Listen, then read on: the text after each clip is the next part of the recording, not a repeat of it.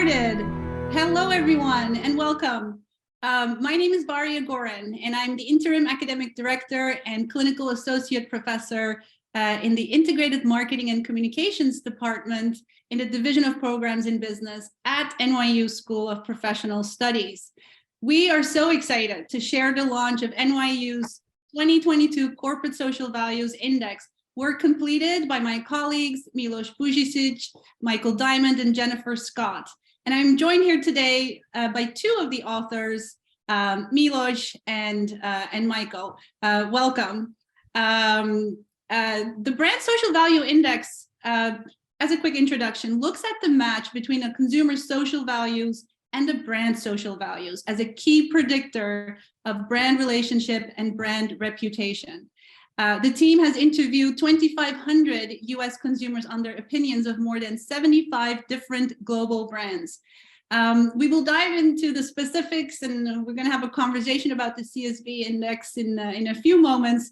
But I wanted to first give you a brief introduction and background to our department for those of you joining from outside of NYU.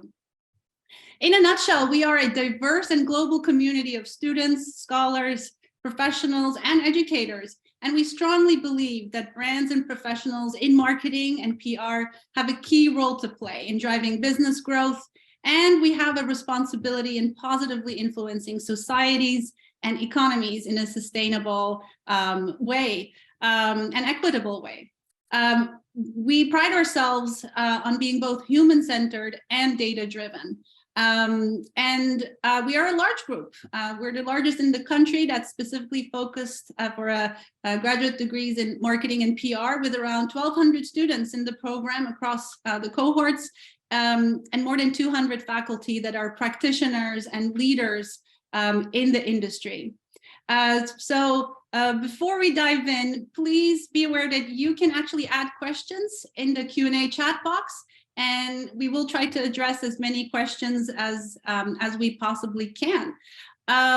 So then let me jump right in. I'd like to ask you the first question, Milos. I just gave a very brief intro, but could you please explain in a few sentences, in your own words, what the CSV index is? Thank you, Bahriye, for organizing this, and I want to thank everybody for attending today. That's actually a good question, because it is a somewhat novel approach on how to actually rank brands. So there are plenty of existing brand rankings, as I'm sure most of our guests have seen. Most of them are either based on financial indicators looking into the value of brands. For example, Apple would come on top as a leading brand when it comes to value. Then there are other indicators, like, for example, famous ones would be Trust Barometer done by Edelman, that measures basically brand rankings based on how much consumers trust them. And there are others like WPP also does brand ranking and so on. But our approach was actually done in a somewhat different way. We wanted to mitigate some of the problems and some of the subjectivity that exists within existing measurements, and create an index that would not actually rely purely on financial indicators or indicators of self-reported, let's say, brand relationship, or how much you like a brand or perceptions of brands. What we actually wanted to measure is the match between consumers' values and brands and perceived brand social values, as well as consumers' expected product benefits, things that you want to get from when you're purchasing different products and services, and what the brand actually provides. So it is a bit more objective, because it reduces that self-reported bias that we might have when, for example, there's a famous question: do you like Apple computers because you own one, or you own one because you like them? And that is a problem that is very difficult to solve methodologically, but with our methodology, we actually do mitigate some of that issue. And most importantly, we actually wanted to create this index to reflect the changes in society and in economy that we are going through. I mean, there is a huge development, and Michael is certainly going to speak more about it. I know it's one of his passions, about the purpose-driven decisions that are actually made within companies, and marketing that is more socially driven. And we wanted to address that within our indicator and within our index, to actually rank brands not only on those very dry performance indicators, but the ones that are a bit more in line with the current trends. Michael, do you want to add something to my explanation? No, I think you captured it very well. Bahriye may have some other questions about, what inspired this all, but the definition is excellent. What we set out to do. Yeah, definitely. And you hit the nail on its head, Michael. I'm very curious. Could you talk about what inspired the research and why is this so important to examine? Well, I think the simple answer, and Milos started to lean into this, is, we've all observed a very dramatic and rising shift in the questions and the debate about the roles that brands and corporations are now expected to play. And for our perspective, as you indicated, we're in the business of educating future generations of marketing and PR leaders.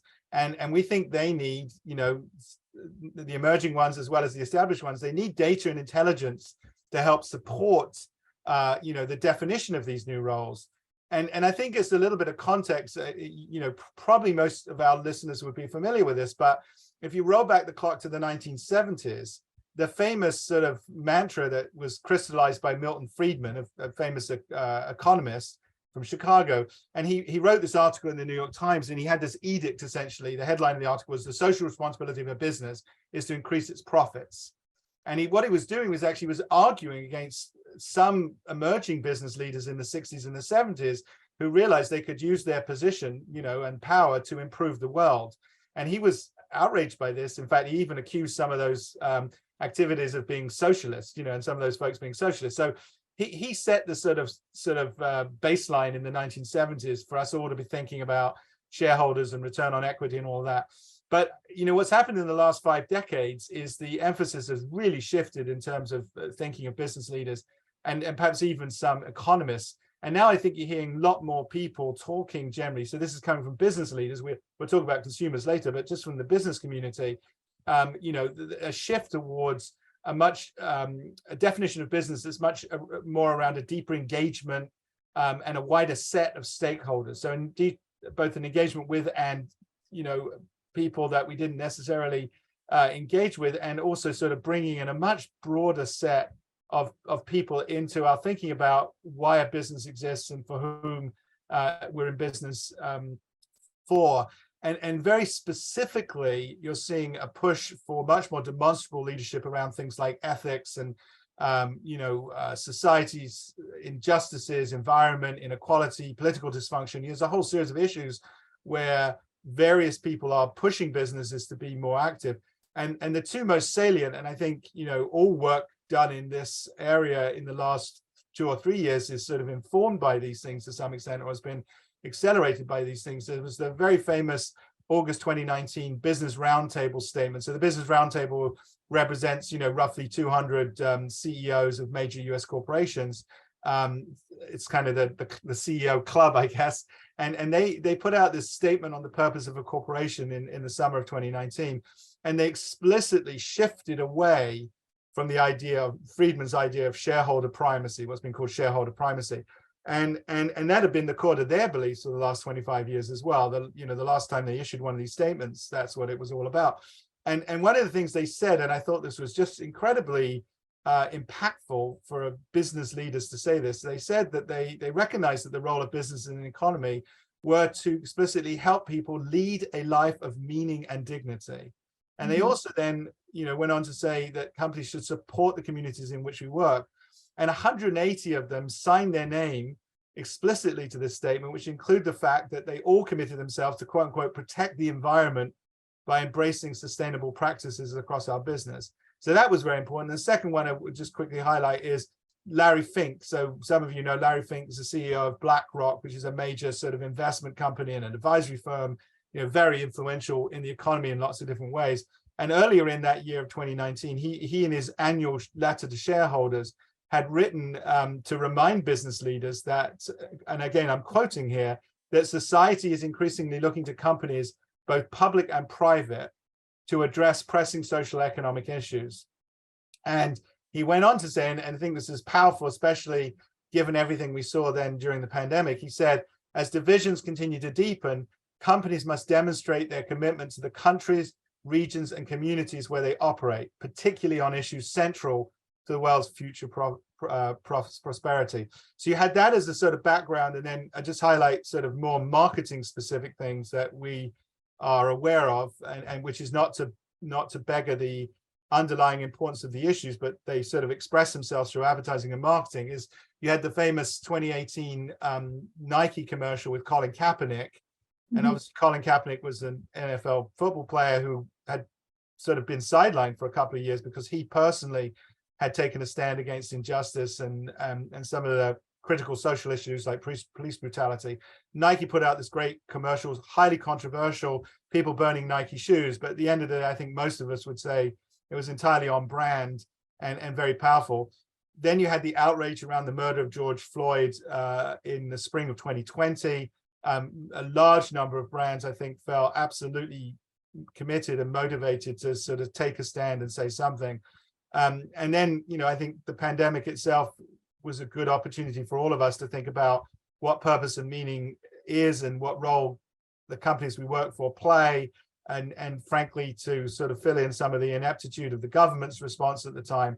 And this goes all the way up to the most recent examples of Disney with the Just Say Gay laws that were passed in Florida, where a lot of people thought Disney, fell silent on that issue. They ultimately, came through, and then there was a reaction. But, most people were very critical.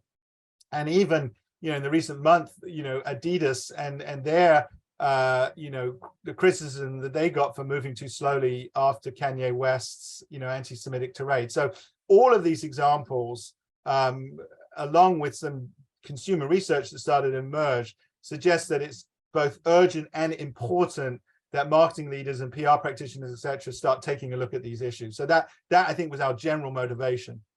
Yeah, no, that's a great background, Michael. What it seems to me like, and it's almost like a final reckoning, a final kind of catching up that businesses are doing, right? And it's now finally becoming more to the mainstream of more mainstream brands. On a personal note, as a much younger professional, I joined Ben & Jerry's in the early to mid 2000s, and they were kind of pioneers in this field, really thinking about the responsibility that companies and corporations hold in kind of the perspective of the larger stakeholders, and they launched that at the in the late 70s. And it's so interesting to see that it has taken such a long time for it to get to this point. But very happy to see that it finally has. So coming to kind of the key findings and some of the key insights, Milos, would you like to share that with the audience? Well, of course, and actually to extend on what has been said, what one of our colleagues, actually the way he commented on the results from our study are very much connected with what Michael and you were just saying, that marketing is also becoming highly political. That was his interpretation of our findings. And in a way, that is true. But what our findings really indicate is that the traditional marketing was primarily based around those product benefits and basically explaining to consumers why your product benefits are better than your competition, or why they're in a way matching also what consumers expect. And that actually is not as important predictor of brand relationship, brand loyalty, purchasing decisions, and few of the other indicators that we actually examined in our study. It is actually the social values match. Again, the match between consumer social values and social values that are actually offered or shared by brands. And another kind of interesting thing that we had in some of our discussions that is almost related to our program area. So our division actually, or our program, is a combination of marketing and PR. And in many ways, this can be kind of reflected. Traditionally, marketing was primarily focusing on product benefits, and PR was more about social values. But as we speak about the integration of marketing in PR, I think our results indicate that that integration needs to happen now, that marketing has to address those social values more than it did in the past, as it's now demonstrated with examples like Michael provided, like Nike or Ben & Jerry's that you mentioned. On the second note, something that we've also witnessed, which is again a phenomenon that is occurring in the past decade, but it's becoming more severe now, that there is a major split when it comes to consumers. And even though there is some agreement on issues, for example, 73% of consumers agree that violent crime is an important issue. So that's one of those specific social issues that is affecting majority of the population, while on some other issues there is less agreement. For example, gender inequality. There is less agreement when it comes to gender of the actual consumers. So male consumers actually think that gender inequality is not as big of an issue, while female consumers and all of the other genders actually think that it is an important issue. But we also see major ideological differences, and those differences are not only reflected in terms of like specifically what issues they care about. They're actually good predictors, like if depending on whether consumer is liberal or conservative, for example, is a good predictor which brands they're going to establish relationship with. So for example, for brands like HP, Hilton, and Kellogg, IKEA, and FedEx, they have much stronger match with liberals, while brands like KFC, Home Depot, Samsung, Costco, and Ford have much stronger match with conservatives. And another finding that we somewhat expected, but it was also in a way surprising, is that actually traditional brands that are taking a bit of a middle position, like Toyota, like Home Depot, are the ones that actually scored overall highest when it comes to their total match. Though, to be perfectly honest, Apple actually had the highest social values match score. So it means that the social values of Apple coincide most with the average social values of US consumers. And one thing that I would like to emphasize here is that this does not account for specific marketing strategies that, for example, Ben and Jerry might have, that they're focusing only on one market segment. In that case, they might not care about the broad social values of the US consumer base. They are actually caring about their target market. And this is something that is reflected within our findings, because some brands care about broad markets, others care about a more narrow segment. And what we are hoping in the future is also to address this issue. And even though we do have results for different market segments, and we can actually, if it's interesting to our attendees today, we can actually share for specific market segments which brands they care most about. Thank you. Thank you. Very fascinating. And kind of further building on that, what you just said, Michael, were there kind of key things that you found surprising coming out of the data? Yeah, I think Milos sort of highlighted, one is you have to, so just sort of ground us all, we had these two broad indexes or matches that we're working on, one around social values and the other around product benefits. And then when you combine them, we call that the total match, So I think, there's some intuitive wisdom that these big general market brands like Toyota and GM, who aren't sort of massively political in their posture, are actually generally doing very well, in terms of their alignment when you look at total US consumer bases. Yeah. But there were some other brands, and they tend to be brands that are very niche, like Rolex or, sort of luxury brands, that really don't do very well. But what in terms of their match, frankly, overall or social values, but I think what is subject for additional research. So that result was surprising to see how low they scored, luxury brands.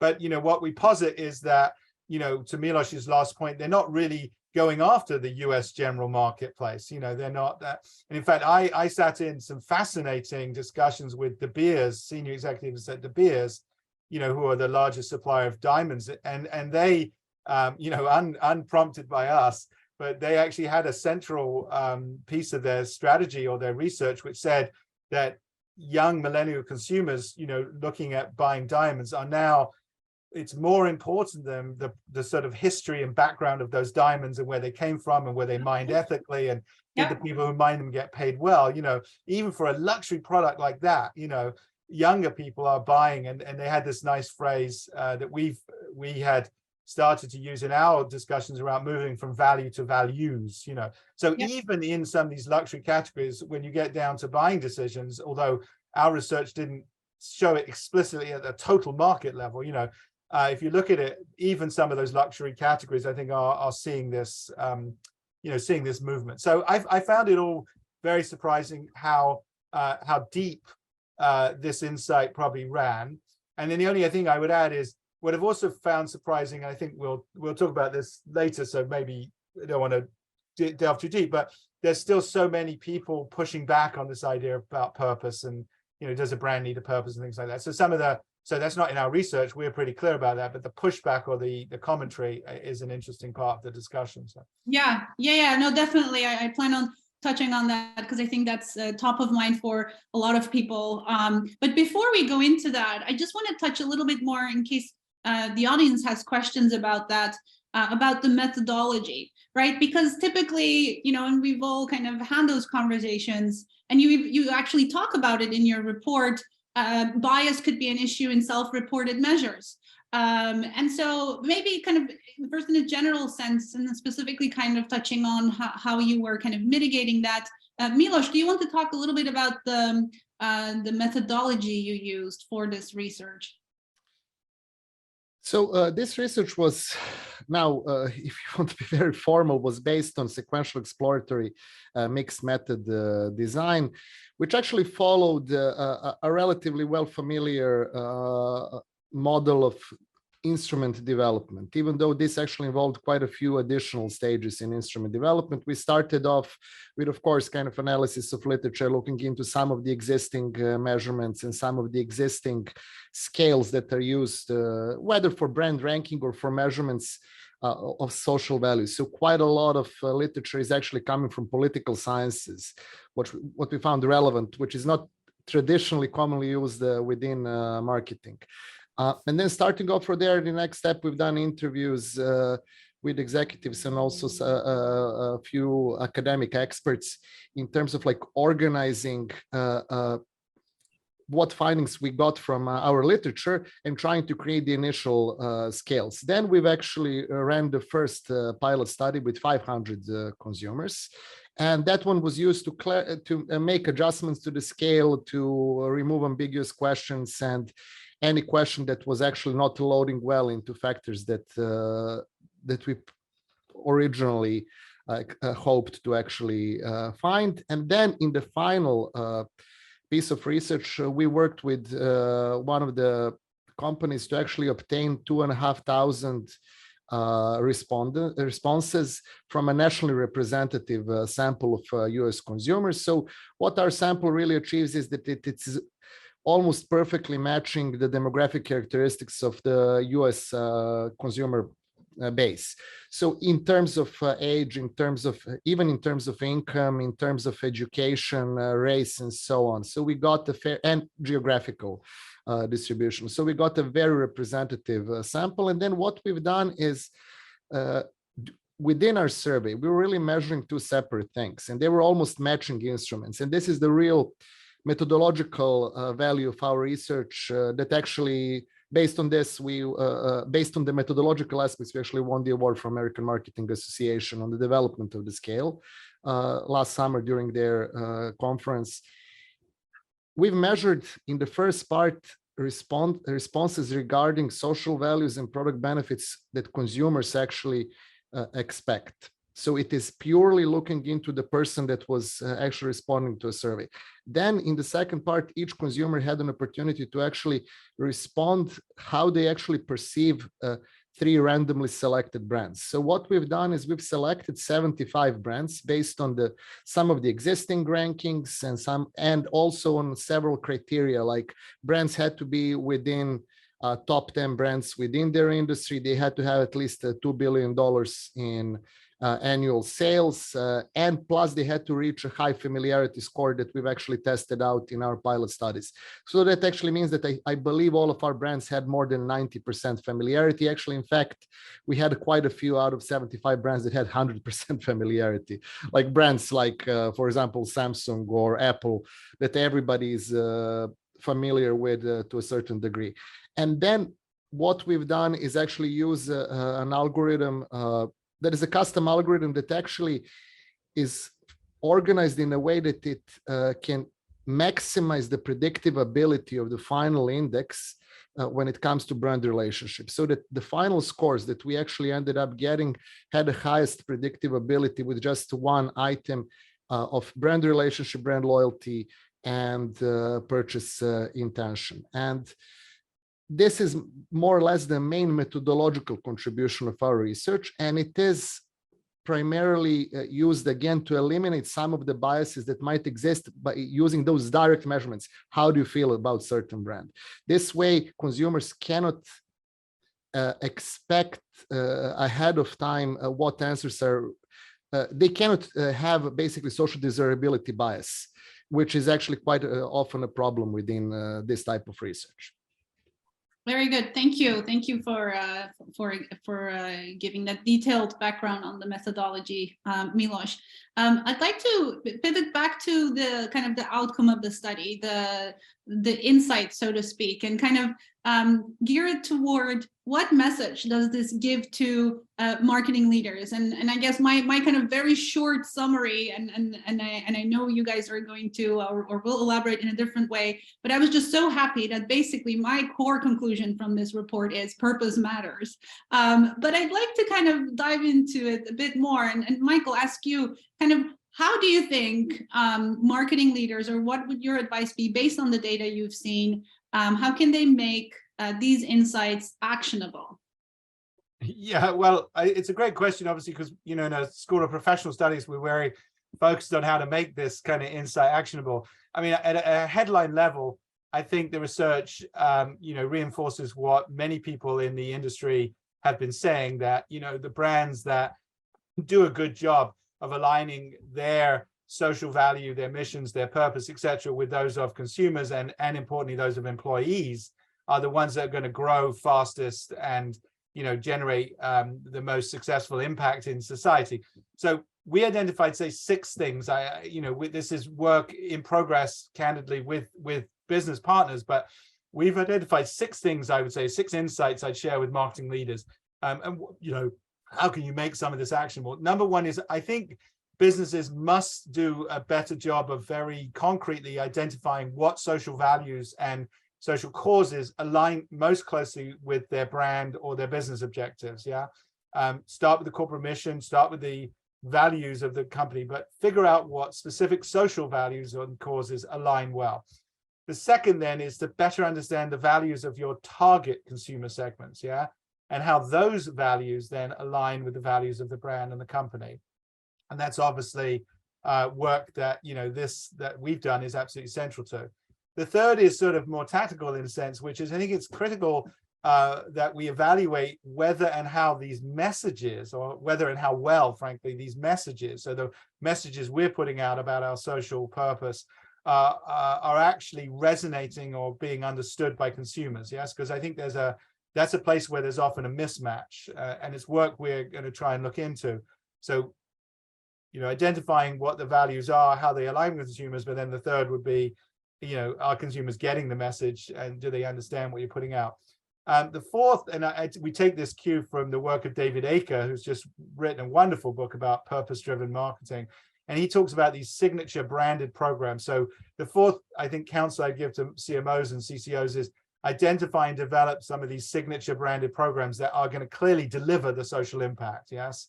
And the fifth, which is very related, is ensure that the actions of the brand or the company align directly and manifest the words that are spoken by the company. Yeah. So, you know, if you have these signature branded programs, as David Aker advises in the 4th step, you know, you're more likely to ensure that there's an alignment in the 5th step between what you do and what you say. But that's a big gap, I think, in a lot of purpose-driven work. Leads to a lot of people being critical and accusing us of woke washing. And the 6th, I think, like any good marketers, you know, modern marketers, we need to measure and monitor. And I'd say that we need to identify research about how the messages are getting out there and the signature programs are resonating with consumers. But also, and this is absolutely critical, we need to be looking more about how they impact direct consumer choice in your category. did they buy us versus the other brand because we have strong social values, and also tie it directly to profitable growth. So, so in each of these cases, I think what we're trying to identify is where is there a gap, or how do things maybe get out offline, and recommend to CMOs and CCOs that they sort of proactively set themselves up for success if they enter a program like this. Right. And I mean, I'm really kind of picking up two key kind of messages from your list of 6 just now. Is one is the authenticity of the activities, right? Kind of behind walk the talk. And then secondly, make sure that it really does tie into your core strategic business activity. So it's not some unrelated cause, or do you know what I mean? Kind of like a very kind of interconnected. So it's a really strategic value alignment and shared values.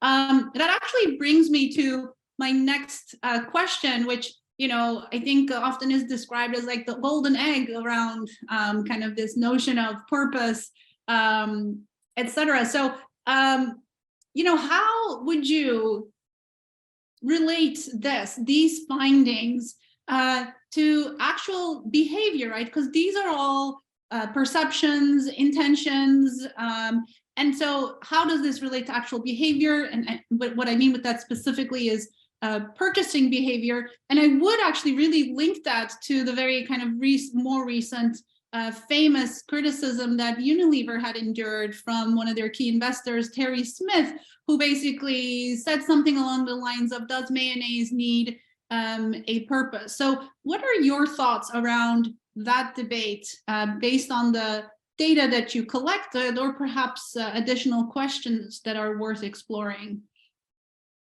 Who would like to jump in on this? I can try to answer the first part. And for a mayo, for example, or a mayonnaise that we've discussed before, for it to be mayonnaise, you really need only egg yolks and oil. But that doesn't mean that the consumer is going to purchase it if it has only those 2 ingredients, because the reality of our economy is that consumers have multiple choices. There isn't just a single mayonnaise on the market. And even things like something that Michael, I remember, was mentioning, does a mayonnaise need a logo? Clearly, I mean, this is, I think, a question that we don't have to ask anymore. I mean, that's what marketing is about. And the choices that consumers make can be based on their product attributes, and quite often are based on product attributes. But quite often, when you're comparing 3 or 4 different types of mayo that are displayed on a shelf, you might not be aware about differences in product attributes, or you're not going to even care about them, or the differences are actually going to be minuscule. And this is where social purpose of the corporate brand that actually creates that mayo can come in play, and that can become an accelerator or basically differentiator of that specific brand from every other brand that exists on the market. So I personally do believe that, well, you might argue that mayo itself does not have a social value. The corporation that makes it has a social value, and that would actually trickle down even into the product. Now, some corporations, admittedly, are actually more vocal about it, and they actually build specific sub-brands or product brands that are built around social values, that actually have social values as part of their key product dimensions, while others are not so focusing as much. But I think that still there is that trickle-down effect that we have to take into account. And consumers make decisions not solely on what mayo does or how does it taste, but make also based on whether the corporation itself is similar to them and it's fighting for the same causes that they care about. Yeah, and in the case of the mayonnaise, right, because they are linking it to the purposes around food waste, it is closely linked to the product, because we make sandwiches or food items with the mayonnaise, and that links to food wastage. So yeah. Yes, Michael, any additional thoughts on this? Yeah, well, I think there's a couple of things. I mean, it's a beautifully provocative and tongue-in-cheek, very British, cheeky kind of comment that Terry Smith made, about does mayonnaise need a purpose? And I think his broader point, which even Alan Jope, the CEO of Unilever, kind of went on to admit, was, the investors' concern was that perhaps the company was losing focus around some of the very core things that it needs to do, either in terms of product development or in terms of financial management. And, and Joe, I think, has said that, if he had done it again, it would be a bit more of a balance. So just as a background, Unilever sort of gave this charge to all of its 400 brands, that each of them had to go find a purpose, and it was easy for Dove, maybe a bit more challenging from Axe, as we all found out, very challenging for Magnum ice cream, but they were all sort of tasked with going out and finding their purpose. And I think Terry Smith's comment was really, guys, is that really what you should be doing? Anyway, Joe feels yes, it should be, and I think the data supports this. Let me say before I go on, and if any of our academic colleagues are listening in or listen to this call, I think one of the missing pieces in all this is there isn't a really hardcore study that says Exactly. Customer A walks into a store, they've got two pairs of jeans to choose from. One is made from, naturally sourced hemp fiber and, employees are lovingly cared for, etc. The other was made in a sweatshop in Bangladesh. Which do they pick? I think there's very limited data, as far as we've seen, on that actual transactional moment of, zero moment of truth, as they would call it. What the data suggests, and that data is highly consistent, either at the asking consumers about their actions. So there was a wonderful study from Havas, it's called the Meaningful Studies brand. It comes out every couple of years. And they noted that 64% of people in this study, global study, 333,000 respondents, so pretty substantial study. 64% of the people they surveyed said that they prefer to buy from companies with a reputation for purpose as well as profit. Yes, but again, that's consumers stating something. And then there's incredible work, that colleagues of Jim Stengel, a group called BERA, B-E-R-A, have done, that track companies with different forms of social purpose and their financial returns. So that's another thing where there's an established relationship.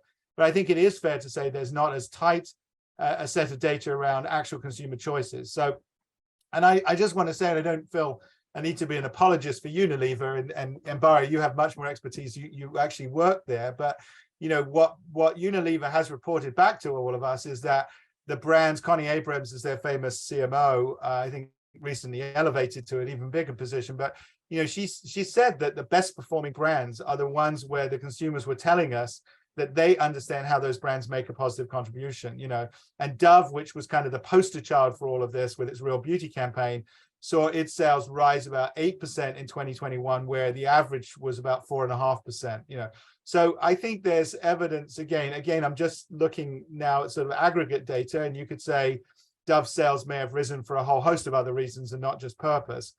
But there is evidence. The way I sort of net out on this question, and I'm not a fan of binaries. I think whenever you ask, is it this or that, you're sort of missing the point.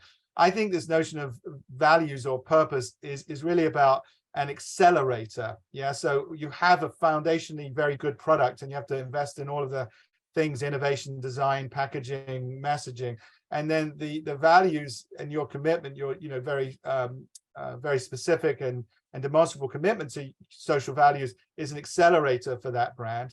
One of my colleagues at Coca-Cola, the CMO over there, we've had conversations, and he sometimes talks about it as an insurance policy as well, so that maybe brands' overt commitment to social issues, genuinely and authentically offered, obviously, also allow that brand to screw up a little bit. Yeah. So if they do make a mistake, or there's they're understood that they are generally the good guys, if you want to say. So I think these things kind of, the question of, should a mayonnaise have a purpose is as I said, a cheeky, provocative question, but really it's a question of an and, not either or, but an and how do those two things work together? Yeah, no, I 100% agree, Michael, especially the point that it isn't binary, and that saying that purpose matters does not mean that you say the quality of a product does not, right? And quite the contrary. You could even bring it broader, that, these practices, these, you could say, marketing strategies, when tied in, especially if you look at Unilever, one of their their signature the way that they're approaching this is also very much in terms of engaging their internal employee community and recruitment practices, and fully being aligned on these values, because that obviously ties into what we spoke about earlier.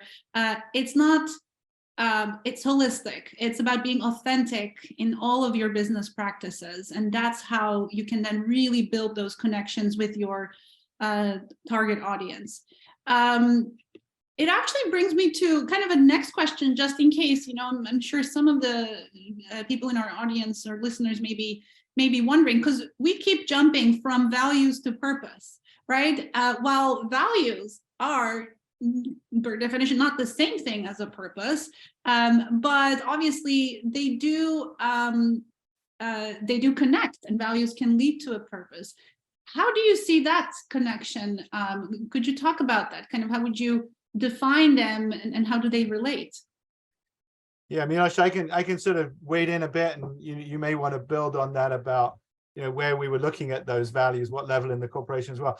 I think I mean, it's an excellent question, and you know, my observation of many sort of seminars or you know, roundtables I've participated in or listened into is there's a lot of misunderstanding about these definitions. You know, I would argue that the purpose of a company is a combination of many factors, you know, and it could be just as simple, this core idea of what's our reason for being, you know, like what are we in business to do, like, you know, create soap or whatever it is, you know, that we have a consumer problem to solve. Yes, that is at the heart of purpose, but it's increasingly meant, what do we stand for in terms of what pro-social causes or initiatives we're going to actively support, and again also you know, the values that live at the heart of how we do business, you know, so how we act in the world.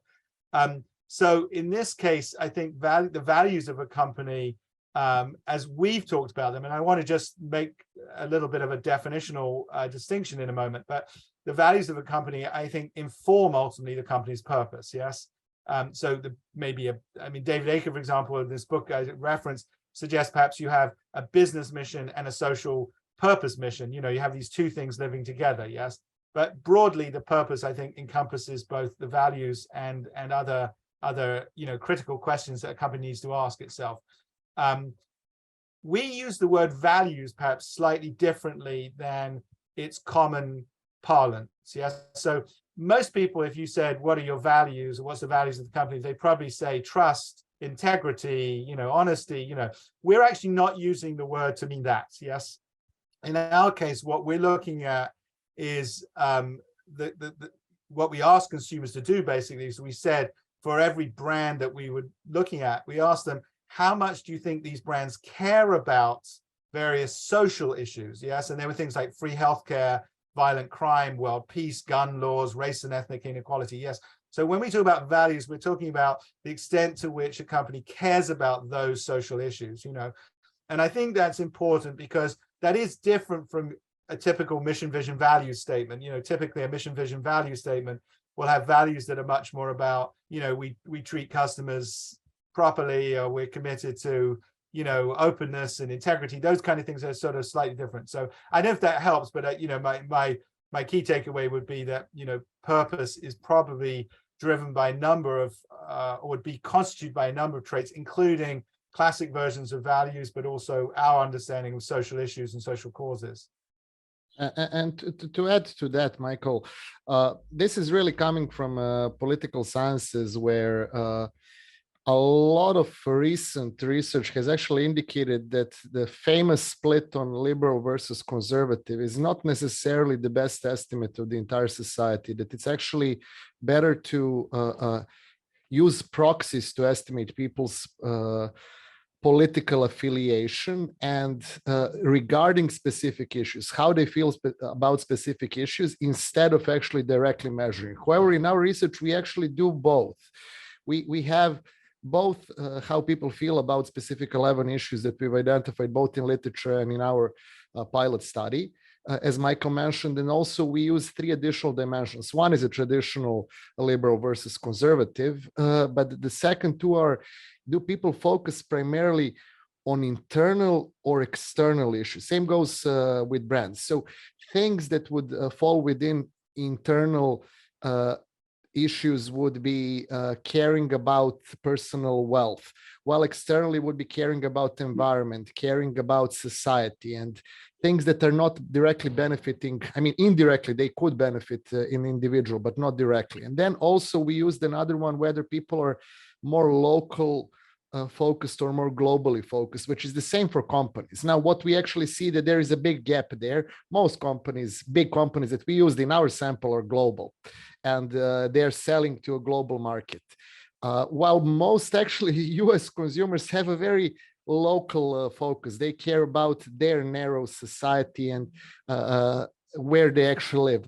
Very few actually have a very broad view, even though there are some generational differences. Younger people are a bit more global than older, as you might actually expect. But one thing that I think is a bit of a play on words, and I think Michael Servetz was actually asking this question, is values versus value.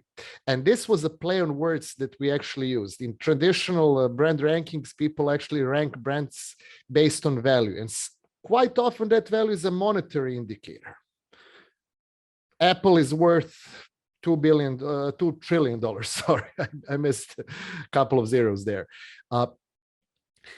But for what we are also claiming that it's the values that are creating the value for the brand, that also having certain set of values on its own is a value, not maybe expressed in monetary terms directly, even though eventually, as we see with Apple, Apple is both in our rankings highest ranked brand when it comes to social values match, and it is also in financial rankings the highest brand. So this is where we actually believe the connection from values to value, or the other way around also, that there is a shift on focusing on just value that you create for consumers or value that your brand actually has on a market. You should focus also on those social values that you generate. And we can also speak about a bit of a triangle in terms of those gaps when it comes to values or issues, as Michael was mentioning. On one end, there is a gap between what brand actually already has as their social values or the issues that they are focusing on, then their consumer expectations or what consumers actually care about. And then, for example, a brand wants to roll out a new signature branded program. And that signature branded program can align with existing brand values.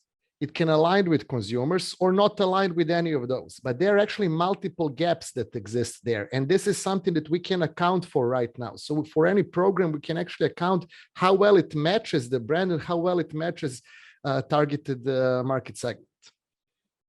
Very good. Thank you. Thank you, Milos. And kind of further building on this whole kind of question of kind of matching values, we have another kind of interesting question in the chat. Based on your data and your research, it's clear what's coming out is that it's important for brands to align with their target audience's values. So do you see that companies basically are increasingly self-sorting? So for example, if Chick-fil-A is on one end of kind of a spectrum, whereas Patagonia, with their recent strategic directions also kind of on the other end, do you think that brands can still remain popular with a broader audience, or is there this whole, do you think they have to choose? Milos actually has some data on this. He may want to, if there's a chart he wants to show, but I think that, we are finding that there's a certain amount of self-selection, and I'm going to get this slightly wrong, but, we looked at, if you look at, say, auto brands among conservatives and liberals, there are different choices that they're making, or let's say our research shows that the matches are different for people who politically lean left and politically lean right. And clearly, some brands are staking out a territory around their vision and values, and let's be entirely neutral about that. A brand like Chick-fil-A may say, our values are rooted in our Christian heritage and our beliefs about, the sanctity of the Sabbath, or, our position on homosexuality and LGBTQ issues more broadly. Whether consumers holistically agree or disagree with them, there's clearly a segment of consumers who would say that aligns with my values. Yes. And I do think there are companies increasingly perhaps who are willing on both, let's crudely say the left and the right, to be quite explicit about their values and what they stand for in the context of abortion and social inequality and food scarcity and all sorts of things that are going to divide consumers. So I think Jay's question is a great question. The second sort of question is, can brands stay broadly popular? The slightly depressing answer is that in order to stay broadly popular, you have to be sort of a bit less political, is at least what our research suggests, that it doesn't help to, and it's kind of an obvious statement, in a highly divided society, if you want to appeal to a mass market, you can't take too strong a position on certain issues. It would be worth, and we can look at some of this data to see if perhaps there are, so one issue, for example, that we know, violent crime, yes? So violent crime, 75% of consumers, if I'm going to say this in the right way, had a match on violent crime, meaning that if companies care about violent crime, that was critically important to a large number of people, yeah? But other issues were less important to the mass market. And clearly we're going to be bifurcated in whether you look left or right or geographically or whatever. So, I think that you can stay popular.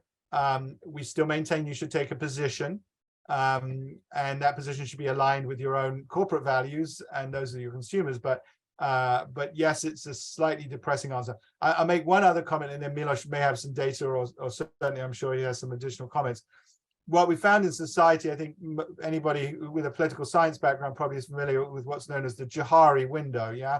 And the Johari window is this sort of window of social issues which over time become more acceptable versus less acceptable, so things which would have been lightning rod issues in 30, 40, 50 years ago suddenly sort of come into the mainstream as issues that we can all talk about, or that if I stand positively for LGBTQIA rights and identities, 40 years ago that might have been an unpopular position. Today that's a more popular position. So that Johari window is going to shift for brands obviously over time. And I think it's worth in many cases brands being a little bit on the front step there, or the vanguard or something. Kind of building on that, I think your example states kind of, if you make a statement 40 years ago it could have alienated and now it's the opposite. I think we're also in a place, and the study shows that if you don't state where you are, you could you most likely will also alienate. So it's kind of a exactly as you said earlier, like companies need to first decide about their values and align them accordingly. So yeah. Now, for example, interestingly, really, if you actually see our 11 key issues, LGBTQ rights were not among them. And somebody would think, did we miss that? It's actually, we removed them after the pilot study because we were not seeing enough variance to actually become a relevant indicator. So this is actually indicative of some trends in society. Some issues over time are not going to be a polarizing issue. And even though on a surface level, one might assume that it is a polarizing issue, it wasn't a polarizing issue in terms of how much it was influencing consumers' choices regarding brands, whether a brand is taking one or the other issue regarding LGBTQ rights. Because what we've seen that most brands are basically supporting rights of LGBTQ population. And this is a good trend because it stopped becoming an issue that would alienate consumers from certain brands. And over time, and there was a question that I've just responded, are we going to continue doing this over time? So what we're actually hoping is to continue collecting this data in the next in the next at least several years, if not longer, and see the trends. What might actually happen is that we're going to have to change our original instrument. That, for example, asking about gender inequality might stop becoming an issue of relevance in the next 5 years. And we are actually hoping that fewer and fewer issues are going to stay within our original instruments. And what might happen is that new issues are going to show up that will become basically differentiators between different brands. Wonderful. We have only a few minutes left, and I do have one final important question that I want to ask you. So maybe in your most concise kind of way, what's next? What are the next questions to ask that you want to continue with? Let me start with you, Michael, and then Milos, you as well. Yeah, I mean, as I've been thinking about this, and like all good thinking, you sometimes it's real time. I think that this work has, if you think about, this piece of research we put out here, then it has sort of these ripples that form, in the pond, like throwing a pebble into a pond. And if I think about those, 4 concentric circles that in my mind I'm drawing, I think there's a lot of insight about consumers and what consumers are thinking about, and we want to extend that. And we also want to understand what segments exist. Are there different kinds of segments of customers with respect to these issues? Second, I think I got some very interesting insights that maybe political scientists or people who sort of look at social policy and marketing might want to build on. So questions around society. Third, I think there's a deep amount of insight that we can mine at the brand level. And we'd love to have some conversations at brand levels, to say, how's your brand perform in the category versus other brands, etc. And then the fourth, I think, circle in my, my ripples in the pond is around leadership and about what are the implications for how business leaders lead, and I think there's a ton in there about that, So at the levels of research, policy, strategy, and behavior, I think we really have a lot to offer. So. Wonderful. That sounded pretty exhaustive, but in a good way. Milos, any final builds on that, or was that completing your? Yes, I just wanted to add that our plan is really to start making this into a global ranking and to actually go beyond what US consumers think. And as one of the actual questions that we got is, we want to actually see if there are differences between different countries, and we expect them to be. But interestingly, most of the brands that we have here are global brands. They do not only exist in US market, even though the majority of brands were actually US brands. And interestingly, non-US brands performed exceptionally well in our ranking. But in the future, we are hoping to bring this to a global level. Thank you so much for giving us this opportunity. Thank you. Thank you so much. Before I go tell the audience about our upcoming events, I want to thank you both, Professor Bujisic and Professor Diamond, for having this conversation. And I, of course, want to thank our listeners for joining us today and asking all these excellent questions. So before we all jump off, we have a few events coming up.